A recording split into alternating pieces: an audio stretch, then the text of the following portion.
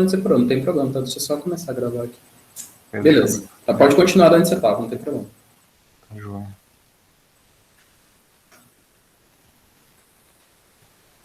Pode continuar, Thomas. Tá. E na realidade, assim, o blockchain ele tem uma aplicação diversa, né? Você pode utilizar ele para transação eletrônica de valores, na parte de saúde.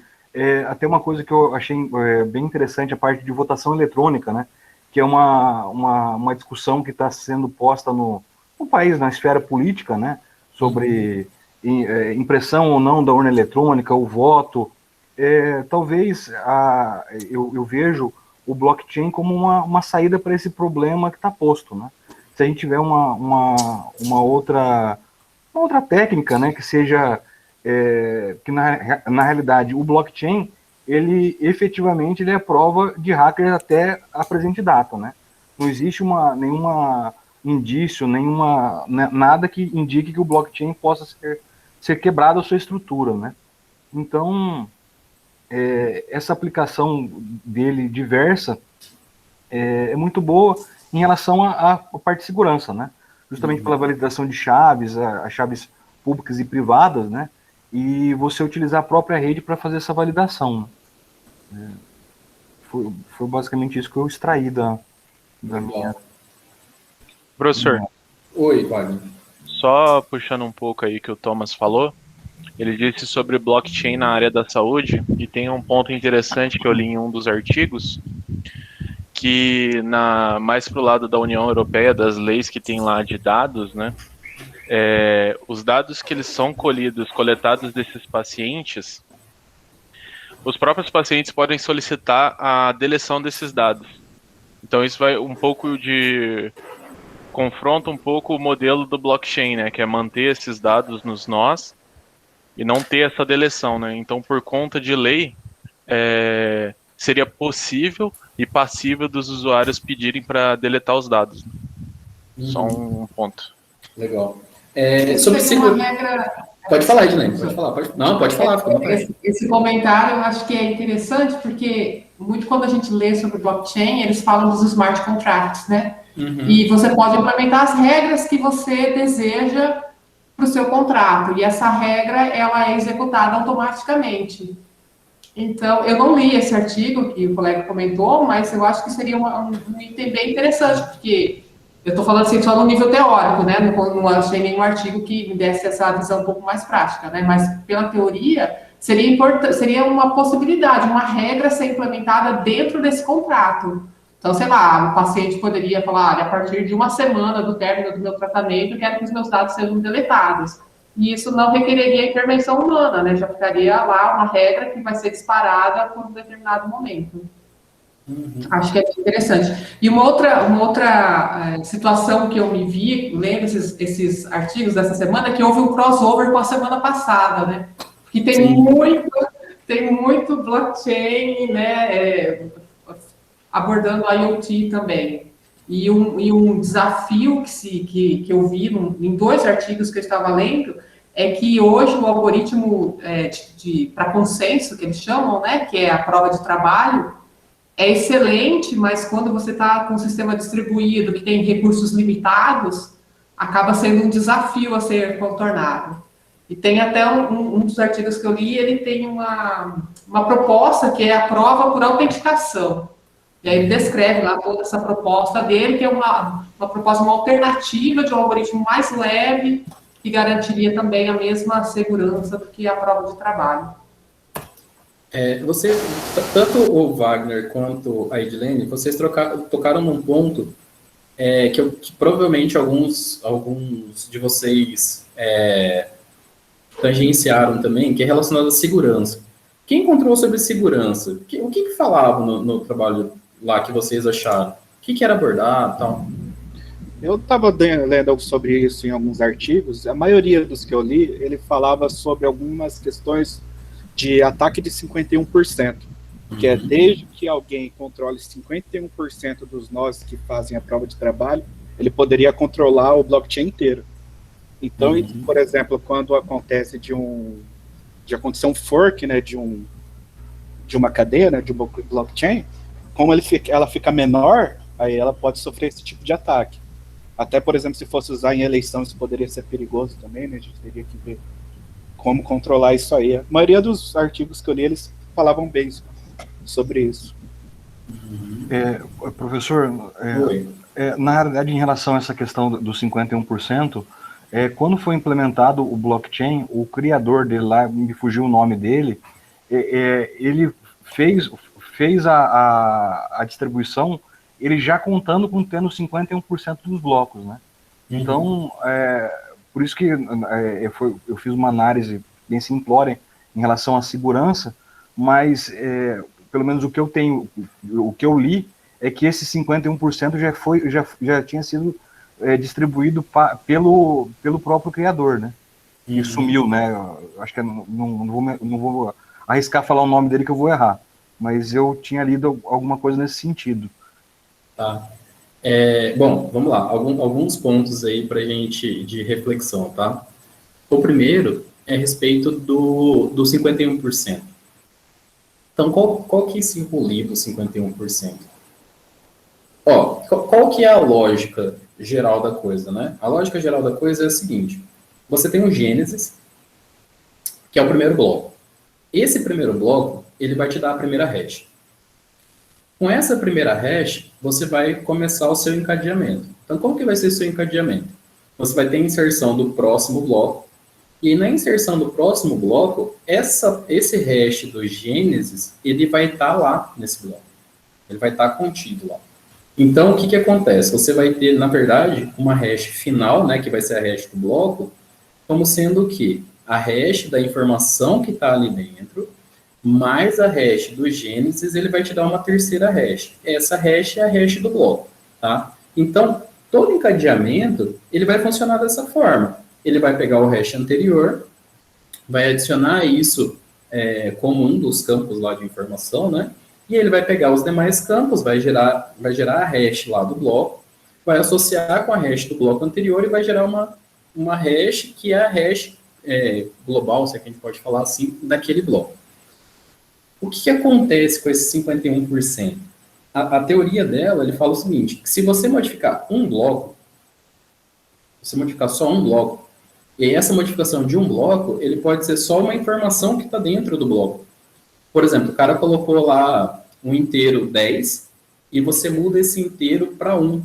Então, era 10, você coloca 0,1. Essa mudança, ela vai gerar um hash diferente. E aí, essa mudança de hash, ele vai, os demais nós da rede, eles vão perceber isso. Porque eles vão falar o seguinte, não, mas espera aí. O hash anterior esperado era esse cara aqui. Mas tem um monte de nó aqui que está falando que não é isso.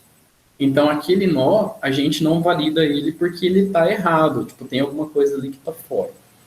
Então, a ideia é que se você consegue manipular várias informações, tá? Várias informações de vários blocos, você consegue passar essa informação para frente como uma informação verdadeira. E o que eu preciso ter, né?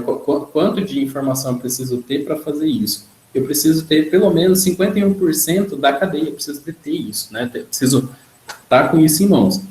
Então, uma forma para a gente resolver isso é granular cada vez mais, né? Então, e aí, por que granular cada vez mais e onde que essa granulação está acontecendo?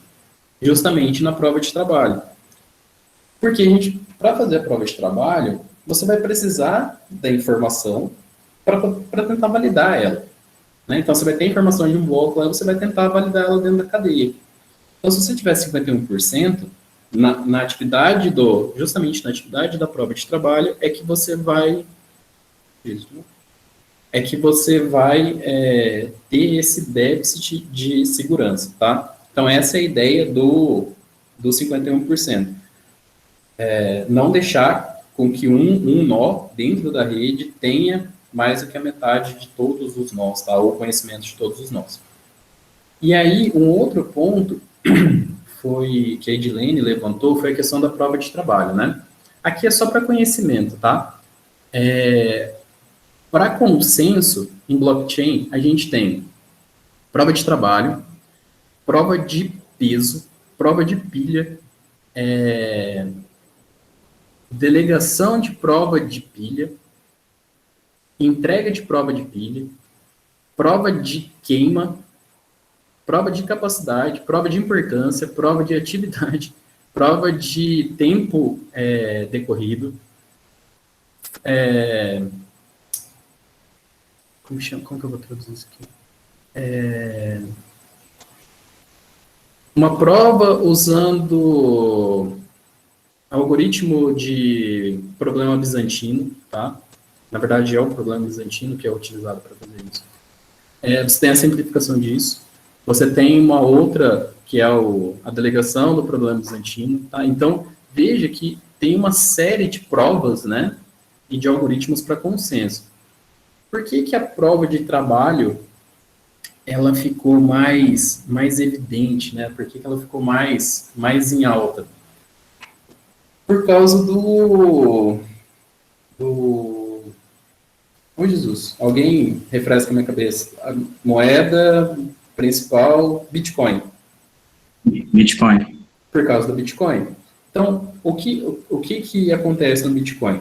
Para quem está fazendo essa prova de trabalho, a pessoa fala que são os mineradores, né? Os caras estão minerando lá e tal. E para cada acerto, ou acerto parcial, enfim, o cara ganha alguma coisa.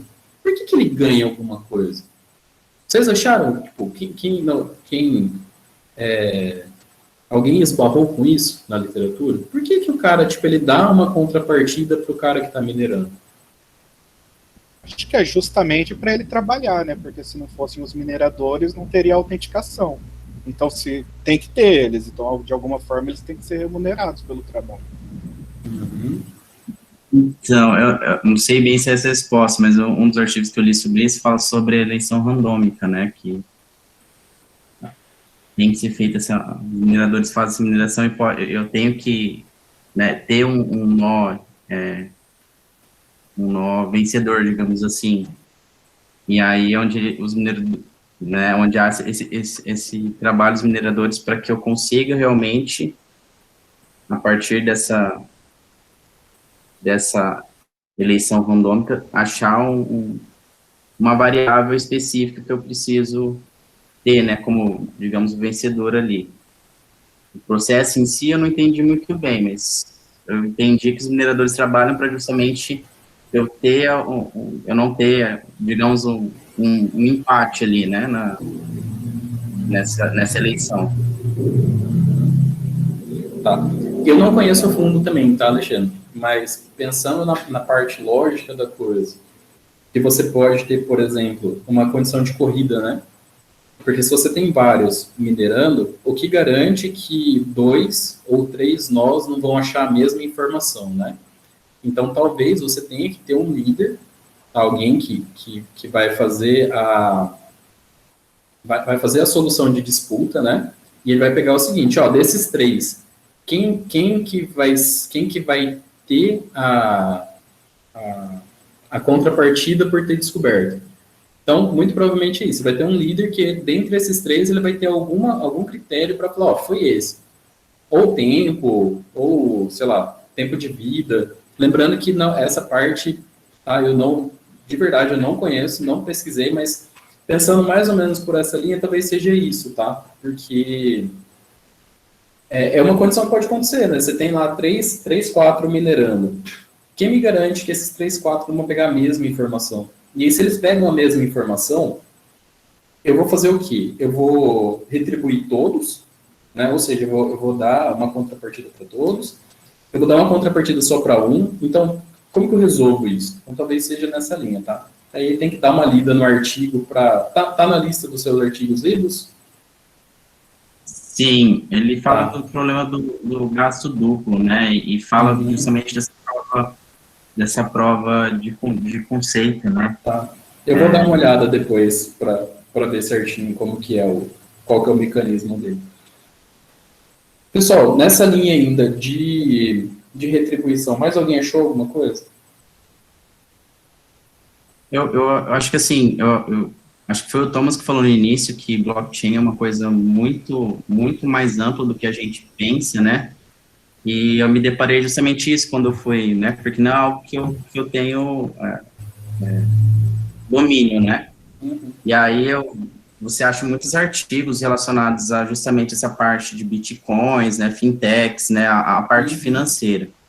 E ao mesmo tempo eu achei 2 artigos, digamos que são mais diferentes. Um que fala, acho que o título dele, deixa eu até ver aqui, o título é Uso Não Financeiro de Blockchain, né? Então, tipo, um estudo de caso que não vai para o lado financeiro, que é bem interessante, porque ele trata a validação de diplomas, de certificados, né? E fala muito sobre essa questão das escolas. Eu vi. das escolas. Isso. Aí eles pegam como exemplo, no artigo, eles trabalham uma ferramenta e trabalham também depois uma integração com, acho que é a Federal da Paraíba e a PUC do Rio,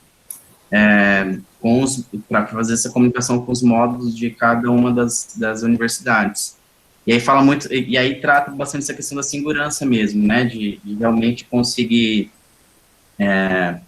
validar e ter precisão, aí, enfim, aí vai no conteúdo que não tem a ver com a tecnologia, que é quadrilha, falsificando diploma e tudo mais. E ao mesmo tempo, aí eu achei um artigo também que fala sobre a segurança em redes móveis, né? E fala que ele faz a validação em transações, então as transações são constituídas em blocos, esses blocos são inseridos no blockchain, e depois eu não entendi muito bem o processo dessa validação, tá? Mas o que o artigo fala que o Caliper, que é uma ferramenta, ele faz uma simulação de uma blockchain emitindo várias transações por segundo, porque além para validar essa questão de transação ser segura ou não, eles verificam alguns parâmetros, né, tipo latência, consumo de recurso, né, de memória, de CPU, que é uma coisa totalmente diferente, né, que utiliza o MAP, né, transações MAP, inserção, consulta e remoção. E também achei um outro artigo bem aleatório, que é sobre os desafios aí do blockchain, que, na verdade, esse artigo seria mesmo um resumo, na verdade, assim, um resumo não, né, um estudo bibliográfico ali para entender aonde que os blockchains, quais são os novos modelos de negócio que o blockchain pode ajudar, né? E aí eles fazem toda uma revisão bibliográfica, pegando algumas palavras-chave, né? Tipo, business, economia, enfim, gestão. E aí eles encontram vários desafios. O intuito do artigo é ir em outras áreas que o blockchain pode estar inserido e ser uma proposta, né? E fala muito como uma revolução tanto quanto a internet. Ele fala além de criptomoedas, né, que é o que a gente está falando de bitcoins, a área financeira, fala muito sobre essa questão de segurança, né, que pode ser utilizado para monitoramento de riscos, fraudes, a contabilidade, auditoria, fala bastante essa questão de auditoria quando fala da transação, no outro artigo da transação de rede móveis, ele fala muito de auditoria em relação às transações. E aí entram outras questões, assim, né, o smart contracts, né, que é de dentro do tipo limitado, sistema de pagamento, leis regulatórias, IoT, né, que é uma coisa que também que acho que está bem envolvido ali. Enfim, mercado imobiliário, saúde, tem muita coisa que, assim, me abriu a cabeça em relação ele pode ser utilizado e ajudar em uma gama de negócios que está muito além do que eu imaginava, né, porque mesmo não conhecendo a fundo, o que eu entendia era justamente essa parte financeira, né? A ideia é justamente isso, sabe? Porque a gente fica muito fechado, né? Principalmente quem não é da área, no conceito mais pop do negócio, né? Então, assim, a gente acaba olhando para uma perspectiva que é a perspectiva que todo mundo olha. Então, quando a gente tem essa leitura, né, que a gente busca essas referências e tal, a gente acaba tropeçando em algumas coisas e fala, opa, pera lá, não é só isso, né? Ou então não é tudo isso, né? Então a gente tem as duas perspectivas, né? A gente pode ou quebrar a cara ou ficar muito feliz porque achou um negócio que acaba surpreendendo, né? Pessoal, ainda nessa linha, Jorcel, quer falar? Fica à vontade. Quero, professor. Só complementando o que o Alexandre falou, eu estava lendo um artigo sobre o blockchain e o IoT, né? Uhum. Aí tem aqui o Tim Jones, que é um dos especialistas lá dos Estados Unidos, né? Ele fala o seguinte: blockchain e IoT são parceiros interessantes, pois ambos apresentam sistemas distribuídos sem um ponto central de controle, né? Aí ele fala o seguinte, que só um exemplo aqui, em um sistema que requer manutenção periódica, né? Normalmente, quando ocorre a manutenção, tem um registro em papel, né? Ou eletrônico. Então, esse registro em papel ou eletrônico, ele pode ser feito, pode ser escrito, mas não executado, certo? Uhum. Aí ele fala que se usar o blockchain, ele vai ter como fazer uma varredura, né? E vai ter que ver, vai conseguir ver em que momento foi realizada ou se não foi realizada essa manutenção. Então, essa é uma forma também de controlar, tá?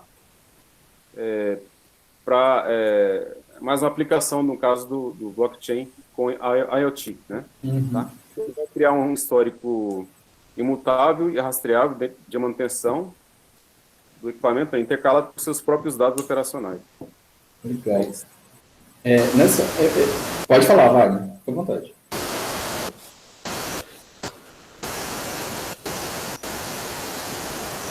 Só tá chiando um pouquinho, e nós não estamos chegando.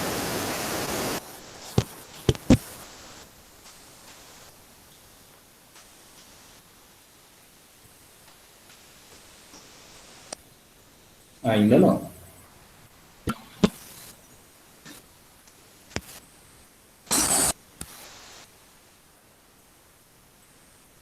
Aí. Enquanto o Wagner não volta, essa linha de aplicações ela é bem interessante, sabe? Então, o Alexandre falou um negócio que é bacana, que é o seguinte. Áreas, né, que a gente consegue aplicar blockchain e que a gente acaba não pensando nisso, não vislumbrando isso. Eu tenho um aluno, ele vai qualificar no começo do mês que vem. E a pesquisa dele é exatamente em certificação com blockchain. Então, o que ele está querendo certificar? Né? Ele está querendo certificar produção de madeira ou... como que chama? Aprisionamento de CO2 em árvore. E aí a Embrapa tem um selo lá e tal, né? Um marketing deles lá. E eles precisam certificar esse selo. E aí eles não querem fazer a certificação tradicional, né? Você ter lá um órgão certificador, como um cartório, por exemplo, que você vai lá e registra, e aí para quem for usar isso, você tem um registro e tal. Né? Então, eles querem fazer isso, né? Eles querem fazer a certificação. E aí um dos pontos que a gente está deslumbrando é justamente como que a gente vai estruturar a rede para fazer justamente essa questão do consenso. E aí, né, a gente ali discutindo e tal, aí surgiu uma ideia lá do pessoal da Embrapa. Mas e se a gente fizesse isso com prova de trabalho? Né? Bom, se a gente for fazer isso com prova de trabalho, eu vou precisar de nós para validar isso, né? E aí, eu vou fazer o quê? Eu vou usar as fazendas como nós, né? Então, como que eu vou fazer? E surge um outro problema, que é o seguinte, bom, mas se eu for usar a fazenda como nó, será que essa fazenda vai ter conectividade suficiente para fazer essas trocas de blocos, né? Fazer a sincronização da cadeia, para poder fazer a validação? Então, talvez prova de trabalho não seja interessante ali, né? Para esse domínio que a Embrapa quer. Então vamos fazer um consenso com prova bizantina. O que eu preciso para a prova bizantina? Aí eu vou precisar de 4 ou cinco entidades, né? Que pode ser a própria Embrapa mesmo, né? Ela em locais diferentes. Porque aí vejo que aí a gente está trabalhando com a reputação da empresa, né? Então, a Embrapa, né? A gente sabe que a Embrapa é uma empresa idônea e tal. E aí usar a própria Embrapa para fazer essa validação, né? De fazer essa prova e tal. E aí nessas discussões já surgiu uma outra, que é com relação à rastreabilidade. Então, como assim rastreabilidade? Tem uma linha ela vai mais ou menos na linha de smart contracts, tá? Mas é de food traceability, ou seja, rastreamento de comida, né? Que é você embutir no produto toda a informação desde a cadeia produtiva até lá a prateleira, sabe? Então, você vai comprar um alface orgânico lá, e aí você tem um QR Code, e esse QR Code, ele vai, quando você, né, aponta para ele, vai te direcionar para um sistema que vai te mostrar como que foi a cadeia produtiva daquele alface. Então, quantos litros de água ele utilizou, se usou algum tipo de pesticida ou não, o tipo do solo, quando que foi colhido, quando que foi transportado, o tempo que demorou, enfim, você tem uma série de coisas aí, né? E a gente já viu uma outra possibilidade, que era fazer o quê? Usar essa ideia de rastreabilidade de alimento para fazer um rastreamento lá da madeira, porque essa madeira que eles querem certificar lá, né, o produtor que está fazendo esse selo lá, enfim, ele fala o seguinte, bom, integração lavoura-pecuária, e essa integração lavoura-pecuária, você vai ter um plantio de árvores por quantidade de cabeça de boi lá, ou por área que o boi ocupa, eu não lembro bem qual que era a relação. Mas é nessa linha, você vai ter um plantio de árvore e você vai ter lá as cabeças de boi. E essa madeira, ela não pode virar lenha, justamente porque ela vai ser uma madeira que vai ter muita combustão, porque ela vai aprisionar muito carbono e tal. E aí já veio a ideia, e se a gente fizesse um rastreamento de móveis? Porque essa madeira ela pode ser colhida depois de um tempo, e ela pode virar qualquer manufatura, desde que não vire lenha, desde que ela não vá para o fogo, né? E aí surgiu uma outra ideia, e se a gente fizesse esse rastreamento, né, do móvel lá, para você falar, olha, para produzir esse móvel aqui, foram precisos não sei quantas cabeças de gado lá e tal. Então, esse negócio assim, que só é possível, né, a gente só consegue fazer isso de uma forma bem transparente, assim, bem tranquila, justamente por causa da blockchain.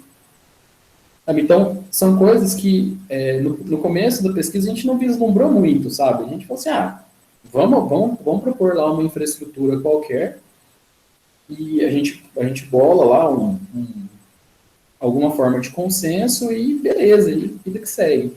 E nesse meio tempo a gente já achou, rastreamento de comida, né, para a própria carne do gado, né, quando ele chegar lá na prateleira. A gente já vislumbrou essa questão dos móveis, né, então tem várias coisas, o Jorcel falou ali de IoT, né, e eu lembro que alguém comentou lá que tem um outro trabalho da Embrapa com integração de sensores e não sei o que e tal, lá com o eKettle, e, enfim. E a gente também já consegue pensar nesses caras fazendo lá uma questão de auditoria, por exemplo, né? Foi esse dispositivo mesmo que coletou essa informação, isso está correto, isso não está correto. Então vejam que abre um leque de coisas, né, que possibilita muita aplicação ali no meio, né? Tipo, eu não sei se todos concordam comigo, mas a gente abre um leque bem da hora, né? E até agora a gente só falou de coisas bonitas, né, coisas bacanas. Mas será que tem problema dentro dessa blockchain? Então, nos artigos que vocês leram, o que vocês viram de problema relacionado à estrutura de blockchain, tá?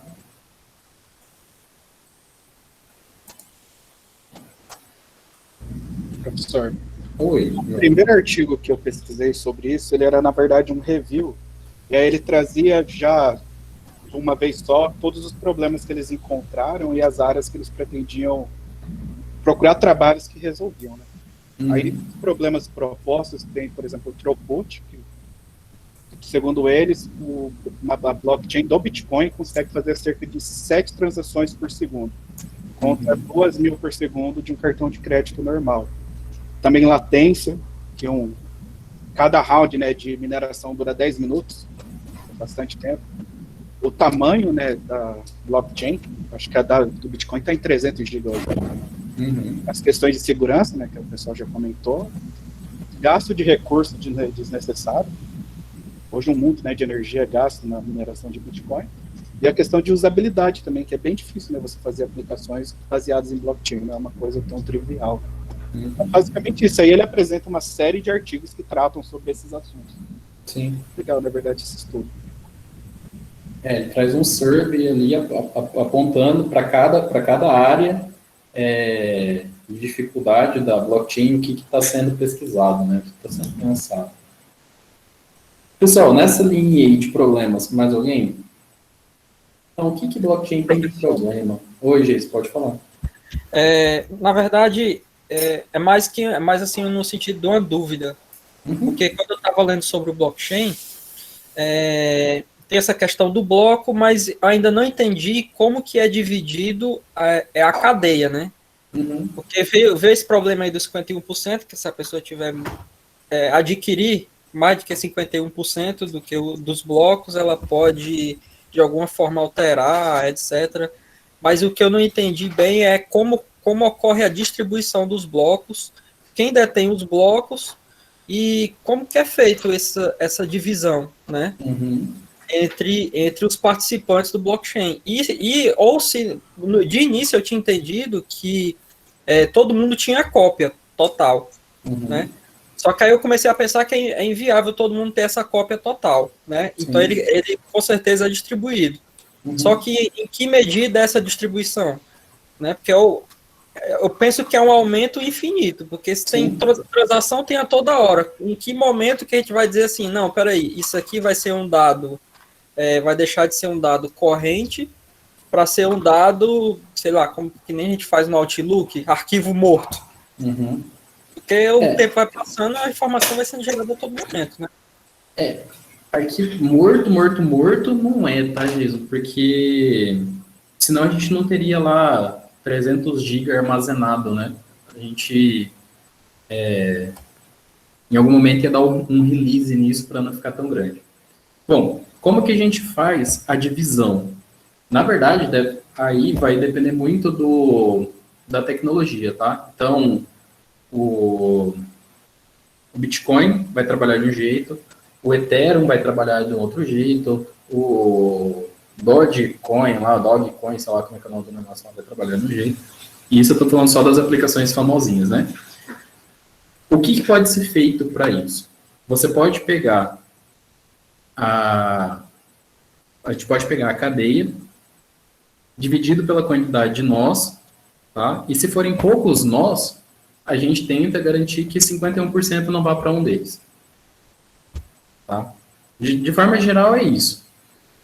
Não, vamos granular mais isso. Tá? Então, essa granularidade, ela pode ser pensada de duas formas. A primeira forma é em ordem discreta.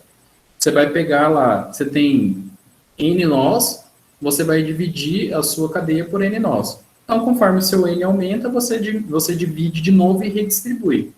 Então, você vai estar sempre nesse trabalho de readequação de quantidade de nós disponibilizados para serem trabalhados. Tá? Essa é uma forma. A segunda forma é você pensar em reputação. Então, o que é reputação em sistemas distribuídos? A reputação ela pode ser baseada em alguma característica do nó. Por exemplo, uptime. Você pode falar que, por exemplo, meu notebook fica ligado 24 horas por dia, todo santo dia. Então, o uptime dele é alto. Então, para esse cara, eu posso falar que ele é um nó prioritário para receber uma quantidade maior de pedaços do que um nó que tenha menos uptime. Esse pode ser um critério, tá? Um outro critério, dentro desses features, pode ser quantidade de processamento. Então, quanto maior o poder de processamento, maior a quantidade de blocos que vão ser disponibilizados para serem trabalhados, tá? Mas veja que isso, não existe uma regra, tá? Então, fala assim, vai ser isso aqui ou vai ser aquele outro. Então, cada sistema, ele vai implementar a sua forma. Ele fala assim, não, o meu sistema, por exemplo, eu vou fazer baseado em tamanho discreto. Então, se eu tiver N, vai ser N dividido pela quantidade de tamanhos. Não, tenho N mais 1, então divide de novo. Quero usar por reputação. Opa, beleza. A única coisa que tem que ser respeitada dentro dessa divisão, tá, dentro dessa distribuição, é a quantidade de blocos máxima que alguém pode ter. que aí não pode exceder 51%, tá? Mas as formas são várias, tá? A gente pode separar isso de várias formas. Tem uma vertente, uma galera, que eles usam a nuvem para fazer essas distribuições de blocos, né? Então, assim, eu tenho lá a minha empresa, e ao invés de delegar essa informação para nós que estão fora da minha rede, eu crio uma rede só para fazer isso. Alguns de vocês trouxeram isso nos artigos lá, que era o Blockchain as a Service. Então, você tem toda uma estrutura lá para você criar a sua regra de negócio, fazer o encadeamento, não sei o que e tal. E dentro desse Blockchain as a Service, ele tem uma parte que é justamente para fazer a rede. Então, ele já te proporciona uma rede para fazer isso. E aí a gente volta de novo no problema do consenso, né? Então, o que é melhor? Fazer prova de trabalho, mas aí é todo mundo do mesmo. Ah, não, vamos usar um bizantino, vamos usar um por peso. Então, por isso que a gente tem vários algoritmos de consenso. Tá?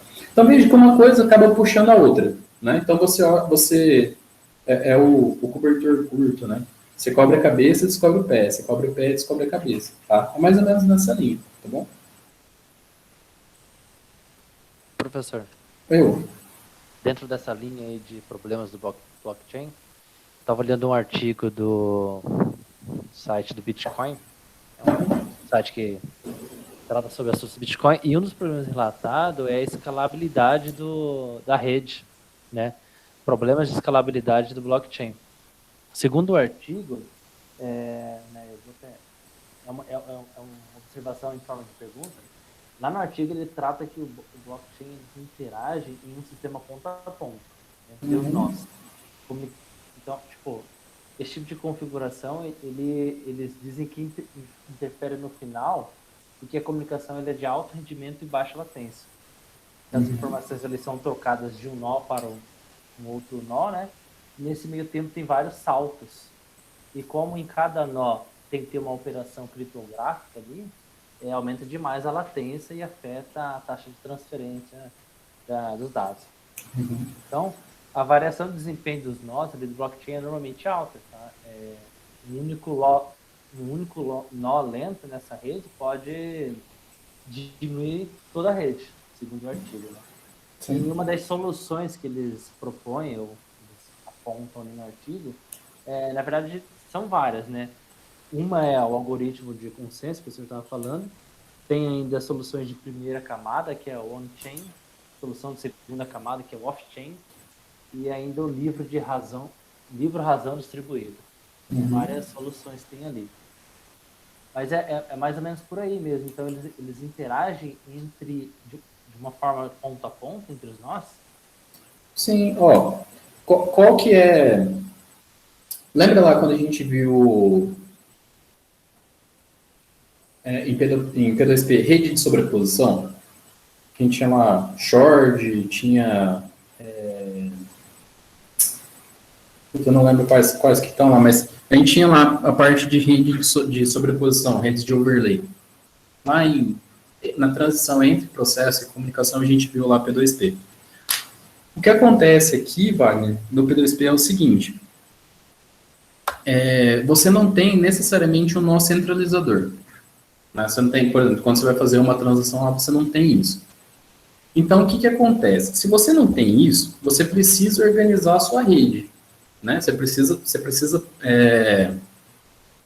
ter uma forma ali de falar o seguinte, quais nós estão próximos, né? E qual é a informação de conectividade desse nó. O que é a informação de conectividade desse nó? IP e porta. Tá? Então, para fazer essa rede de sobreposição, a gente normalmente parte dessa premissa. O que é feito para não ter o fixo, né, o servidor propriamente dito? Alguns nós, dentro dessa rede, ela tem IP fixo. E esses nós, eles têm parte, né, ou toda, aí vai depender também da configuração dessa rede overlay, ele vai ter parte ou toda a lista de contatos, né, de nós presentes. O que acontece? Quando você instala o software lá, né, você instala o programa para fazer essa rede, esse software que você instalou, ele vai ter uma lista primária, né, com os nós que você vai fazer a primeira conexão, e fazendo essa primeira conexão, você recebe uma lista de outros nós. Com essa lista de outros nós, você vai fazer a adequação espacial. Então, se for por zoneamento, que é a CAN, você vai ter algum critério, por exemplo, lá, DNS, tá, ou faixa de subrede, enfim, você vai ter algum critério lá para você se aproximar ou não do nó, sabe, para essas questões de latência, né? Se for short, você vai ter também algumas informações para fazer esse posicionamento. Mas veja, esse é o primeiro ponto, tá? De você fazer essa estruturação, né? Você estruturar a escala. Aí o outro ponto é relacionado, eu não lembro quem falou, acho que foi o próprio João que falou, da questão do tempo de transação. Então ele demora lá 10 minutos para fazer a troca. É isso, João? Para fazer a troca, para fazer a transação? De 10 em 10 minutos eles passam para produzir um bloco novo, né? Isso, de 10 em 10 minutos ele vai produzir um bloco novo.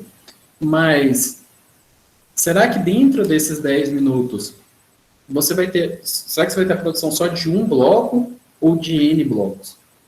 E aí vem um outro ponto que é relacionado... Aí não é tanto latência, tá? Mas é tempo de resposta. Que é o seguinte. A minha conexão é boa, mas o meu computador é ruim. Se a minha conexão é boa e o meu computador é ruim, a experiência final de quem está pegando a informação da minha máquina, ela vai ser ruim. Por que ela vai ser ruim? Porque o pacote chega rápido, ele processa lento e ele volta rápido. Então, esse lento do meio, ele fez com que o tempo observado lá na outra ponta fosse maior. Então, veja, não é um problema de rede, necessariamente, não é um problema de processamento. Só que a gente pode ter uma outra premissa, que é a seguinte: a rede é ruim, então, ou está distante, de fato, né? Mas o processamento é muito bom. Aí você entra na segunda parte, que é o quê?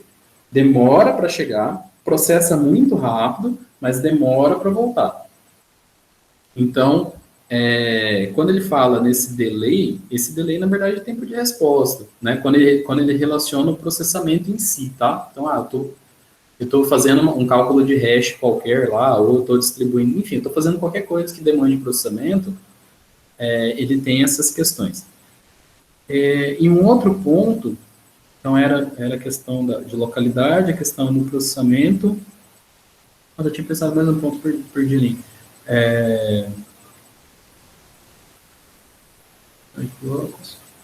João, 10 minutos para fazer a transição, enquanto tinha uma outra medida, 3 segundos, 3 minutos.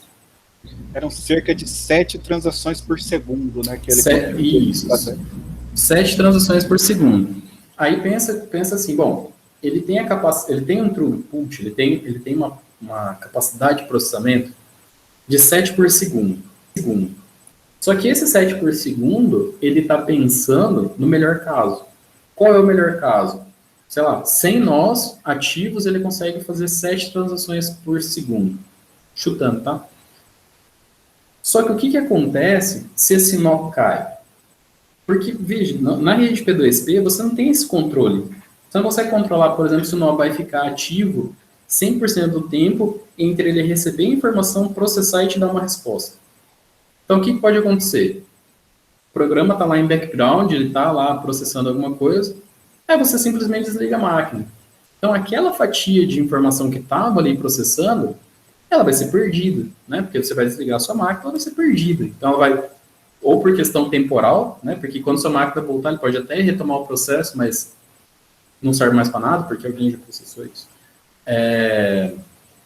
Ou mesmo temporal, né? Tipo, cara, temporal ou de perda mesmo. Tipo, você liga o computador e ele não salvou nenhum ponto de recuperação, enfim, tá?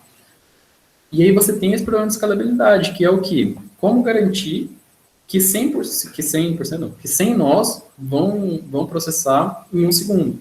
Então, você também não consegue fazer isso.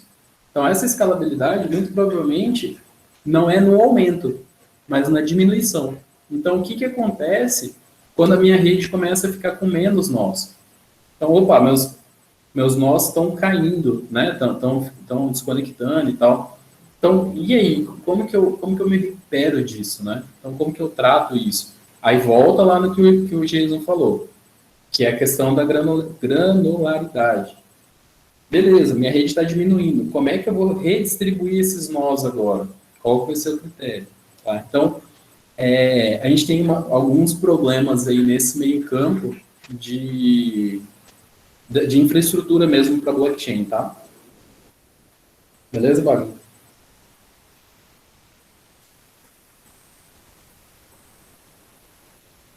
Pessoal, uma linha de problemas. Wagner? O microfone do Wagner não quer colaborar aí.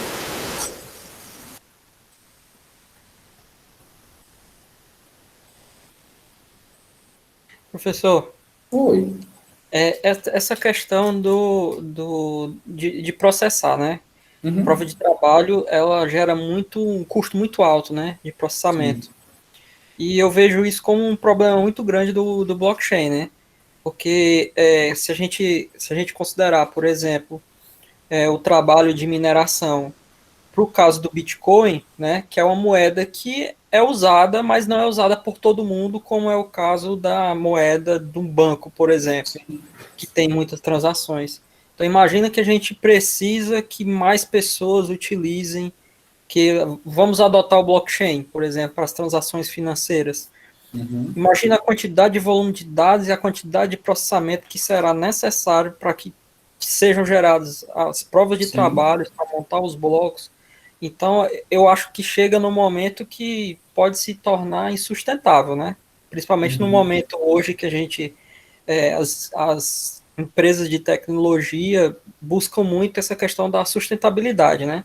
Sim. Gente, então, foi legal você tocar nesse ponto, porque a gente abre dois leques, tá? A gente abre duas perspectivas. A primeira, três na verdade. A primeira é com o gasto pelo gasto. Então, como assim o gasto pelo gasto? Imagina você começa a minerar, né? Você começa a minerar lá, pega um bloco qualquer lá, você vai minerando, e aí alguém consegue validar aquilo antes de você. Todo o tempo que você ficou processando, você perdeu. Né? Porque alguém já fez aquele trabalho, então alguém já tem a resposta do trabalho que você ainda está fazendo. Esse é um ponto que a gente precisa pensar, né, nessa economia de processamento. O segundo ponto, que que eu vejo que tem algumas vertentes, é a galera tentando ligar IoT e computação em névoa como um suporte para essa prova de trabalho da blockchain. Então, como assim como um suporte? Se a gente precisa de vários nós, né? Quanto mais nós, melhor. Então, vamos colocar qualquer coisa que tem internet lá para processar. Então, qualquer dispositivo lá de IoT que esteja conectado e tenha poder de processamento, a gente põe ele para torar. E aí vem o terceiro ponto, que é relacionado com consumo de energia, né? Então, tem vários lugares que fazem mineração em alto volume. Então, como assim mineração em alto volume? O cara tem lá alguns clusters e ele usa esses clusters para fazer mineração. Isso consome energia, né? Então, esses clusters eles vão consumir energia. Só que do computador também consome energia. Lá do IoT, que é a base de bateria, boa parte deles, vai consumir essa bateria também, né? Então, veja que, assim, esses são os empecilhos técnicos para a gente adotar, né, para a gente pensar em adotar o Bitcoin como uma solução definitiva para a substituição de moeda, por exemplo. Essa é uma questão que ela é totalmente aberta. Então, como resolver a questão de processamento, a questão de energia e fazer essa distribuição para blocos de IoT. Uma outra questão... Pode falar. Só um parêntese, professor, é que no início, né, do Bitcoin, quando você minerava, você era muito melhor remunerado, porque tinha muito pouca gente minerando.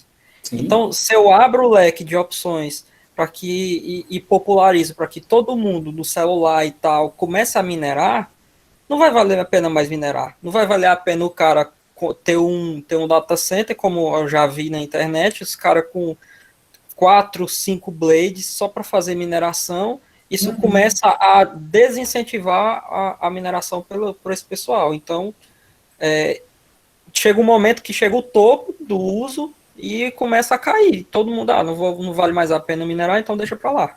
Sim. Tem esse ponto, muito bem observado, e tem outro ponto que é o seguinte: o dinheiro, né, papel moeda, se eu chegar e der, sei lá, 5 mil reais para o Geis, falar, Tó, Geis, 5 mil aqui, para você, é seu. E o Geis não colocar no banco, né, ele não coloca no banco lá, se ele trabalhar esse dinheiro, ninguém sabe de onde vem e ninguém sabe para onde que vai. Então ele pega lá 5 mil, gasta 5 mil em X-Tudo, por exemplo. Gasta 5 mil em McDonald's, sabe? Gasta 5 mil em alguma coisa. Não tem como rastrear isso, né? Então assim, dinheiro em espécie, se você pensar em rastreabilidade, ele é difícil rastrear, né? O papel moeda. Já uma moeda digital, você tem todo o percurso dela, né? Seja na própria transação entre entes, ou seja, eu estou mandando para o GIS, isso vai ficar registrado em um sistema, como na própria cadeia de blocos, né? Porque isso vai estar lá no livro razão, né? Isso vai estar registrado lá. Então, talvez não seja tão interessante assim acabar com o dinheiro. Porque talvez não seja tão interessante assim a gente ter um sistema que seja 100% rastreável. Bastante coisa no nosso cotidiano pode mudar, né? Então, existe também uma pressão forte de governos para que isso não aconteça. Justamente porque o dinheiro, papel moeda, né, espécie, ele não é rastreado, tá? Então, a gente também tem esse porém aí no meio do bolo, tá? Com certeza. Eu estava pensando nisso nesses dias, exatamente, sobre essa questão de o quão as pessoas não querem que isso seja rastreável, né? Porque por mais que você mantenha o sigilo, se houver qualquer indício de algum fraude na parte política ou alguma coisa de desvio de verba de dinheiro e houver a abertura de conta, o dinheiro vai estar lá, o caminho que ele percorreu tudinho, né? E facilmente identificável para saber onde que o cara gastou o dinheiro, ou de onde ele recebeu, qual foi a fonte. Totalmente diferente de hoje, né? Que o dinheiro, papel moeda, é o paraíso do político. Porque ninguém sabe de onde que vem aquele dinheiro. E também não sabe para onde que vai, né? Você só sabe que existe porque alguém tem, mas você não sabe de onde vem e para onde que vai. O João falou ali, tem bem para o Paraguai, vale. O Brisado está investindo em coquito aqui, fábrica de coquito. Tá dando dinheiro. O João falou ali, tem criptomoeda não rastreável. Interessante, eu não conhecia, João. Bacana. Tem a Monero, ela, entre cada bloco, ela embaralha todas as transações para quem olhar de fora, não saber quem mandou para quem, nem o valor. Aí não tem. Mas nem se ele tiver o livro razão, ele consegue rastrear? Não, o livro razão é completamente, fuzzy. Fuzzy, isso aí. Entre cada. E como que ele faz o consenso disso? Interessante isso. Então, é que na hora de fazer a mineração, eles, em vez de fazer um do lado do outro, eles fazem por broadcast mesmo. Aí acaba ficando todo enrolado. Então, o foco dessa moeda é justamente isso. Que é diferente do Bitcoin, que você não consegue saber de quem é o hash, né? Mas você sabe quem mandou para quem. Que valor. Então, se quiser dar uma olhada, é Monero o nome dessa moeda. Monero. No mínimo estranho, né? Porque aí você não consegue rastrear, né? E a ideia do blockchain justamente é a rastreabilidade. Porque a segurança que o blockchain coloca não é só no hash. Tá? O hash é o mecanismo que garante que a informação ela não foi mudada. Mas a principal característica de segurança, assim, o ponto alto do blockchain é a auditoria. Porque você consegue auditar né, a informação que está ali contida, e nessa auditoria você garante que os dados são verdadeiros, são válidos, tem aquele timestamp, enfim. Mas é interessante isso, cara, tipo, é uma outra visão da coisa. Eu vou dar uma pesquisada, deixa eu anotar aqui. Só achar minha caneta aqui, né? Nossa.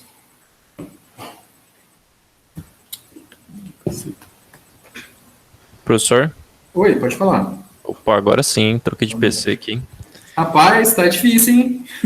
Eu tava no note ali, mas acho que tá meio zoado o microfone. Tá, só um pouquinho.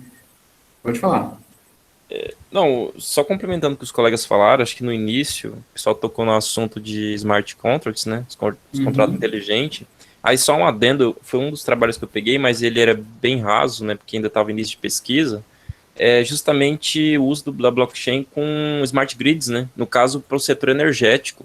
E aí vem aquela questão, você, né, conseguir fazer aquela comutação inteligente de energia elétrica, né, para os N setores da cidade, os consumidores e tal, e também fazer o caminho inverso, né? Por exemplo, se utilizando um agente ali na ponta, eu até vi um artigo, esse eu não cheguei a citar, mas eu vi um artigo que foi proposto que o pessoal fez ali um protótipo bem caseirão, com Raspberry e tal, na ponta, para ficar ali monitorando o consumo do cliente, para poder ficar mandando isso para a rede, né? E de qualquer forma, seria a situação em que esse cliente seria produtor-consumidor. Então, mesmo que ele poderia consumir, ele poderia também produzir, enviar para a rede, e automaticamente o agente inteligente ali notificando a empresa concessionária, seria, produziu, abateu na conta de energia dele, produziu, né, valor e tal, e ainda por cima ela se dá o luxo de desviar aquela energia para outro setor que estiver precisando, para poder ter um consumo mais eficiente, né, bem consciente da rede. Aí foi só um adendo, mas era só isso mesmo. Foi difícil falar. Tem um grupo que ele é fora da UFMS, é um pessoal que eu trabalho, o pessoal da Unifei, da UFPA e tal, e nós fizemos um trabalho justamente dessa questão de matriz energética. Então você tem o consumo via geradora, né? Então via uma geradora qualquer, e você tem o consumo, você tem a produção da casa, né? E aí você precisa, em determinados momentos, fazer um ajuste do quê? Da tensão que está chegando em relação à tensão que está sendo produzida, sabe? E todo esse cálculo ele é feito na nuvem e tal lá. E a gente propôs fazer isso na borda. Então a gente propôs uma solução lá com cloud computing. Você falando agora, cara, tem a questão do próprio cara que gerou, né, de você garantir que ele foi ele mesmo. Então a gente poderia aplicar blockchain nisso. A gente poderia pensar no registro da transação de pico também para, né, entre portadora e geradora. Então tem algumas coisas que dá para colocar assim, cara, interessante isso aí. Vou conversar com os meninos depois. O internetês, aí já vi até um termo novo cunhado, que é o prosumidor, é o produtor-consumidor de energia. Aí utiliza smart contracts, né, para poder, de fato, levar essa bagagem de informações aí autenticáveis e saber que aquele cara mesmo que está produzindo e poder fazer a validação. Sim. Muito dessa parte de... Porque daí a gente entra também na questão dados, né? Então, na parte data da coisa. Isso. Garantir quem gerou o dado, garantir a integridade do dado. Então, todas essas questões de data, né, de dados, a gente consegue associar muito forte com blockchain.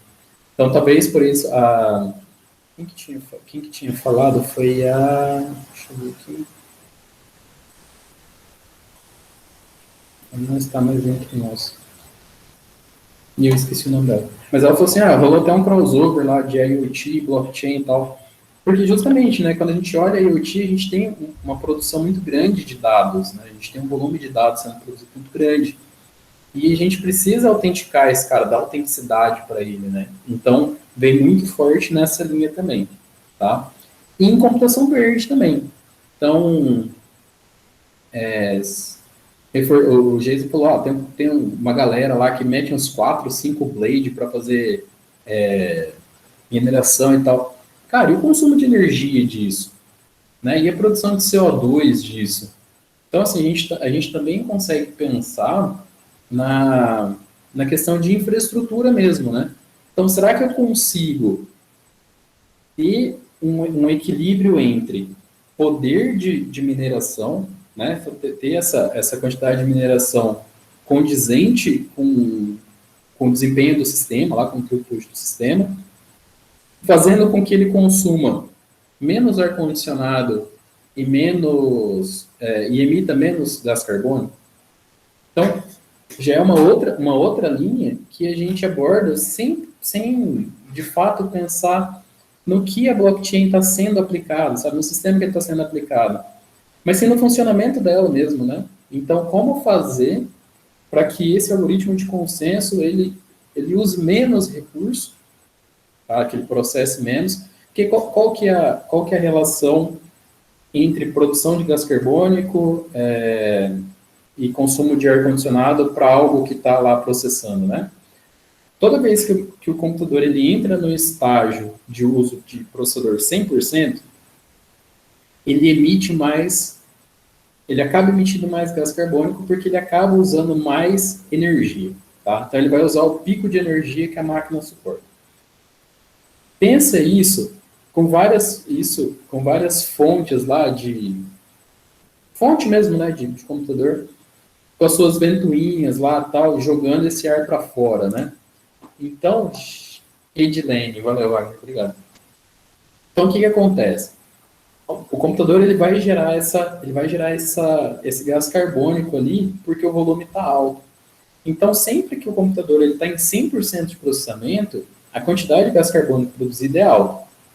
E a gente sabe que a máquina não pode ficar quente, porque se ela ficar quente, ela vai estragar os componentes eletrônicos. Então, a gente precisa tirar esse ar quente, jogar esse ar quente para fora, para algum lugar, e jogar dentro desse ambiente ar gelado. Quem já entrou em data center, por menor que seja, sabe que a estrutura dele é como? Você tem fileiras de racks, né? Você tem os racks lá bonitinho, e aí, de um lado, que normalmente é o lado da frente, você tem gelo, e do lado de trás, onde está as fontes, você tem o ar quente. Só que esse ar quente ele é jogado para algum canto, né? Jogado para cima, lá você tem um exaustor, alguma coisa para tirar esse cara. Então você tem um ciclo ali dentro, né? Você tem ar gelado e ar quente, ar gelado entrando, ar quente saindo. E a gente quer diminuir isso. Só que para diminuir isso, a gente vai ter que penalizar alguém, tá? E aí quem que é penalizado? O desempenho do sistema como um todo. Aí a gente volta lá na questão de consenso de novo, tá? Então também tem essa parte aí que vem forte, tá? Então a China já reclamou disso, de emissão de gases por essa galera de mineração de blockchain, tá? Então tem algumas coisas interessantes aí para a gente olhar dentro desse domínio. Pessoal, mais alguém? Wagner? Não só para falar, professor, tinha uma empresa alemã, acho que é a Lithium, que estava com esse case aí. Mas aqui está chovendo bastante artigo nessa área da galera de energias renováveis, né? Utilizando esse contexto de blockchain, aplicando e tal.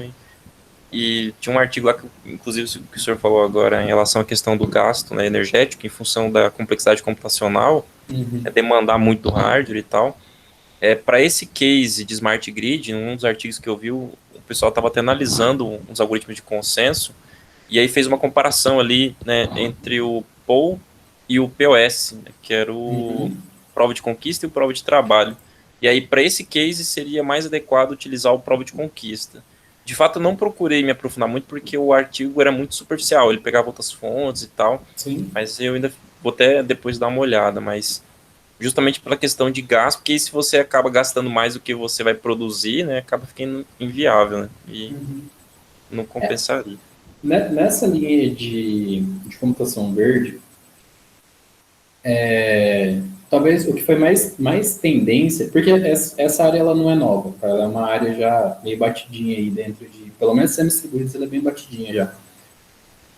A maioria dos autores, eles faziam a solução por DVFS, esse DVFS, ele trabalhava no ajuste de frequência do processador, tá? Então, ele achava o limiar entre o throughput esperado, tipo, o throughput mínimo esperado, e a quantidade de processamento e aí olhando para o processador mesmo, tá? Tipo, fazendo seria um overclock ao contrário, tá? Então, diminuindo a frequência dele ali com DVFS. Principais problemas aí, né? E aí a gente sai da linha de blockchain e entra na parte de otimização para sistemas distribuídos, que é o seguinte: o que compensa mais? Você ter um trabalho que você entrega ele em 1 segundo, usando 100% do processador, ou você entregar um trabalho que ele vai demorar 5 segundos, usando 40% do processador. Sabe, então, aí a gente entra numa outra linha de debate, sabe? Que é o seguinte: para diminuir a emissão de gás carbônico, eu vou ter que diminuir o processamento. Não vai ter como, eu preciso diminuir esse processamento, não tem um outro caminho para isso, tá? E se eu for fazer isso, o quanto eu estou penalizando a minha aplicação?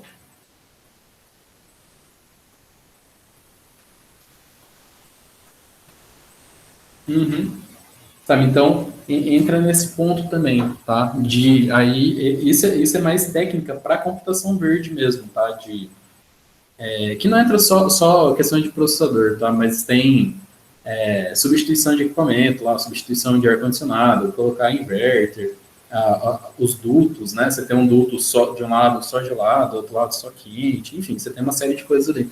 Mas é tudo pensado nisso, sabe? Tipo, tentar diminuir essa emissão de gás carbônico. Só que alguém é penalizado, né? Tipo, alguém tem que pagar o preço. Pessoal, mais alguém?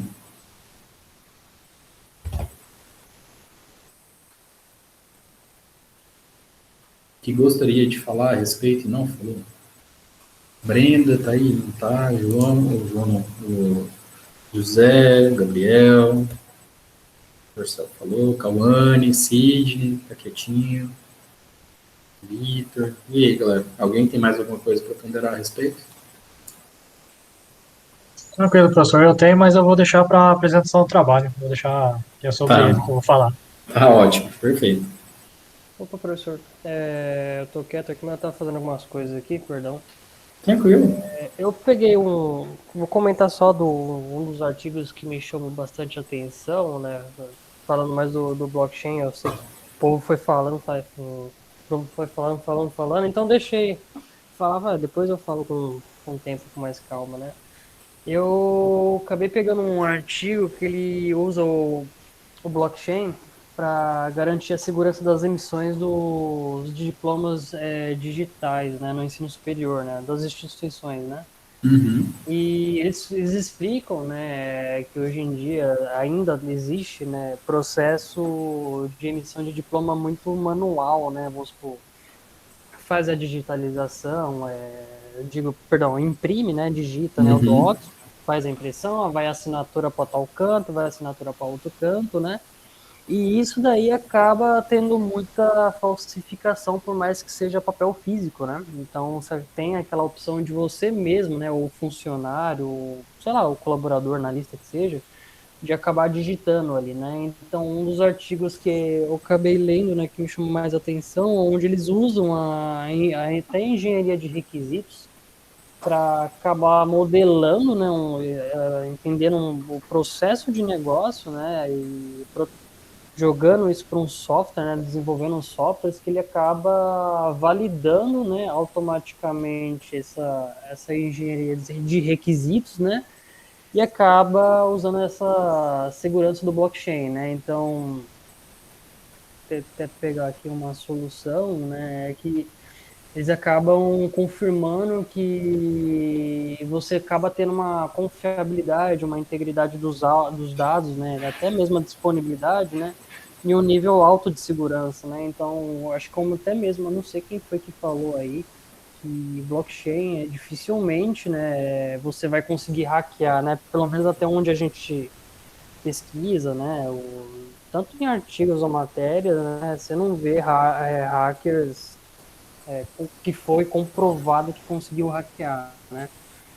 Então, isso daí acaba evitando falsificações, perda dos dados, né? Até mesmo de danos, né? De livros também, pelo que eu vi aqui, né? Publicações.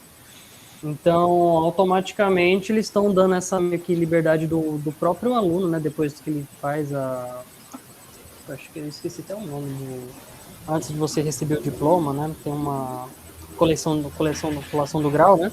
Uhum. E lá você tem a opção de gerar atestado automaticamente, né? Enfim, esse tipo de documento, só que com o uso da segurança do blockchain, né? Então, acaba evitando, principalmente, a integridade dos dados, né? A falsificação. É bem só um adendo mesmo, mas Legal. é um artigo bem simplesinho mesmo. Bacana. Obrigado, Cid. Valeu, professor. Pessoal, mais alguém?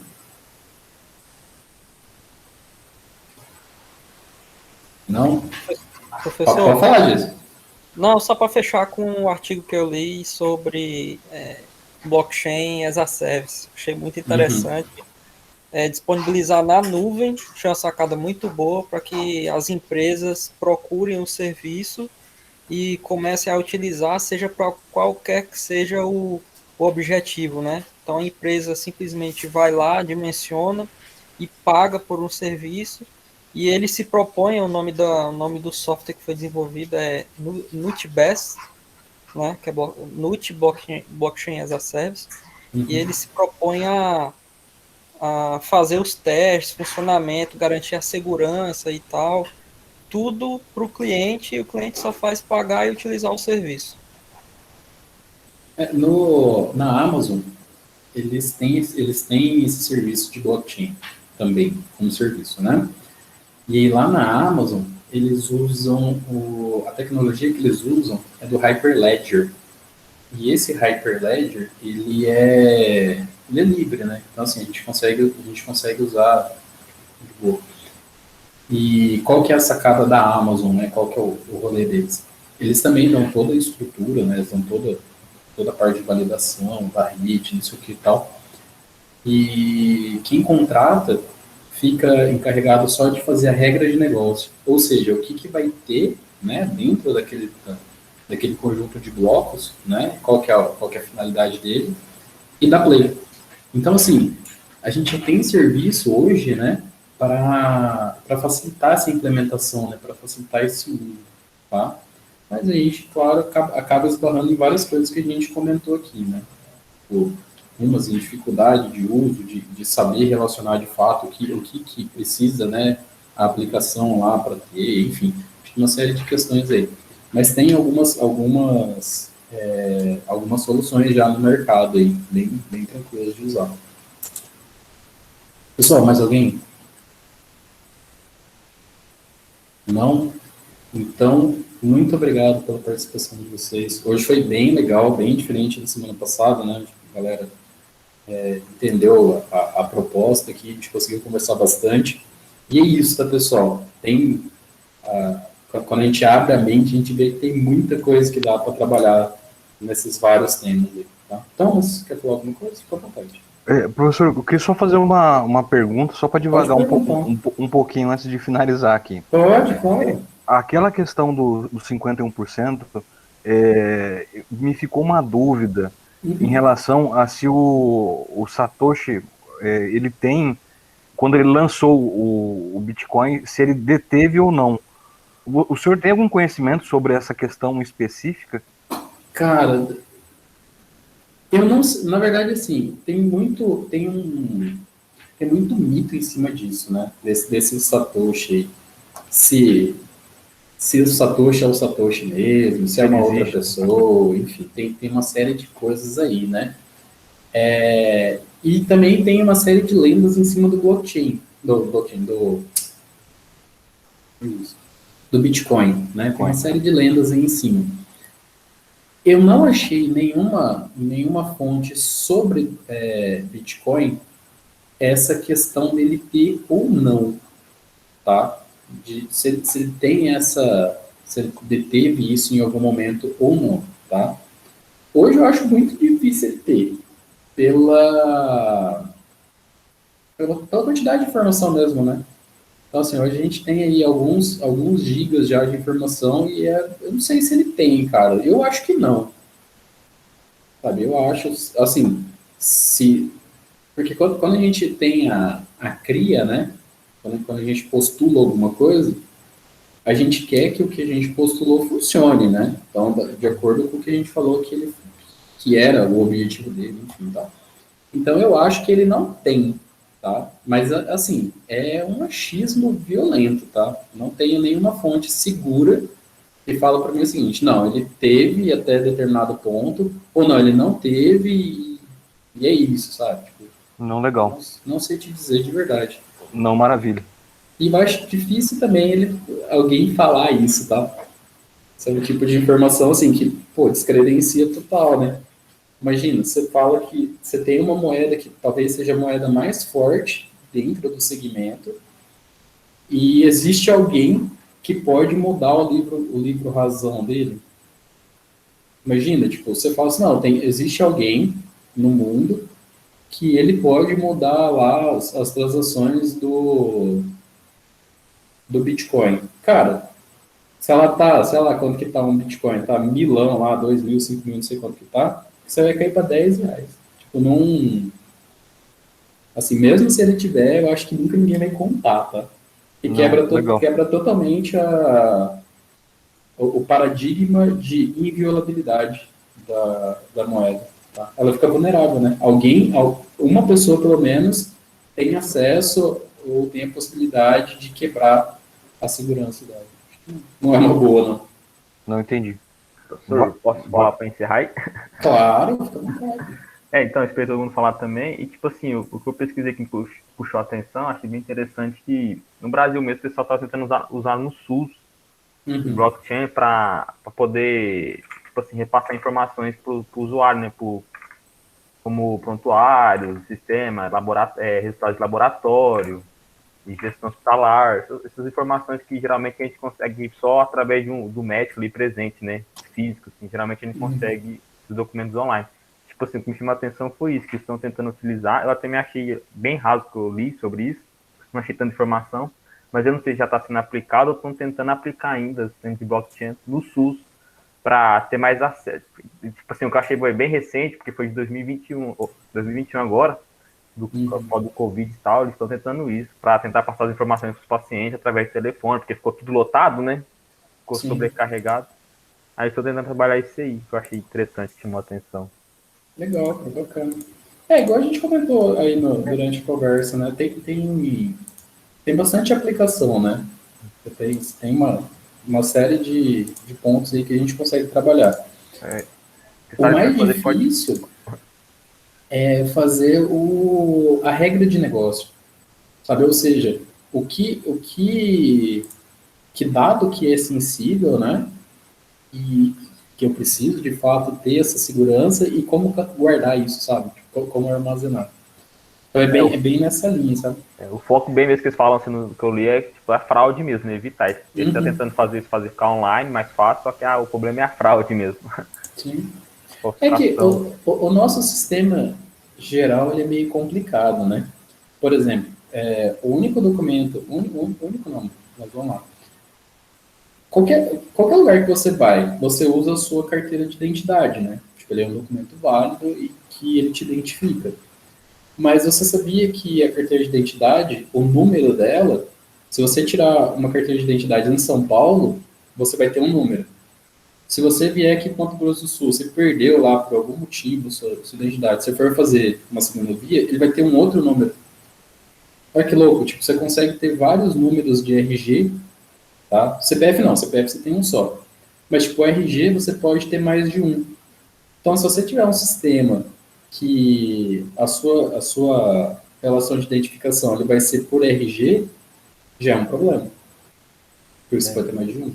O senhor falou legal, esse ponto que o senhor tocou foi interessante, porque acho que começo do ano agora teve um assassinato, né, de um rapaz, até acho que fazia novela, o sogro dele assassinou ele foi pro Mato Grosso do Sul e conseguiu tirar uma segunda identidade. Sim. Aí falaram sobre isso aí também, ó, o problema que tem sobre esse sistema aí de RG. Então, veja, se a gente quer fazer o sistema e tudo mais, né, tal, você fala assim, não, vou colocar só o CPF. Só que aí tem um outro problema, o CPF não tem foto. Você só tem o número e o nome. E aí você, tipo, sabe, é difícil o negócio, né? Porque a tecnologia ela acaba sendo dependente de outros sistemas, e aí os outros sistemas têm as suas falhas peculiares, né? Como esse caso aí do RG, sabe? Mas é modelagem, né? Você modela, vê o que é sensível e manda lá para sua cadeia, tá? Pessoal, mais alguém?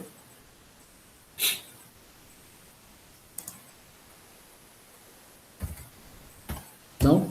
Então, bom descanso a todos, bom final de semana.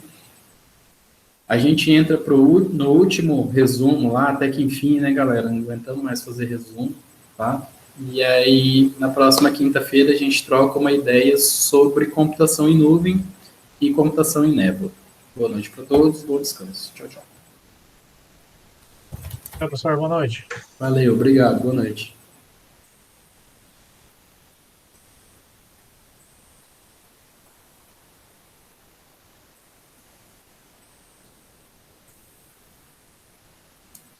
Ô, professor, pode falar rapidinho? Esqueci de um detalhe.